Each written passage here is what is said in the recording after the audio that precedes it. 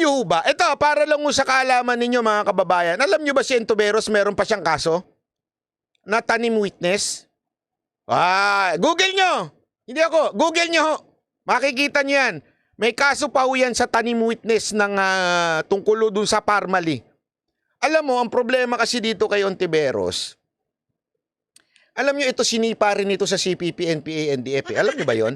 Ha? Tinanggal din ho yung grupo niyang akbayan. Kasi maepal eh. Isipin mo, ultimo mga kasamaan mo, sinipa ka. Baka akala ninyo kasama nila nila yung mga mukhang aswang sa Congress. Hindi ho nila kasamaan to.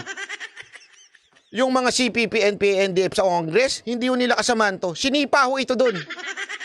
Yung akbayan. Iba. Baka kasi ma-confuse kayo. Iba ho yun. So, alamin nyo ang history nitong itong si Ontiveros na to. Alamin nyo yung asawa niya. Nako! Asawa.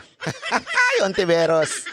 Yung mga nalig sa kanya. Ay, Ontiveros, yari ka sa akin talaga si April to. Maniwala ka sa akin. Ha?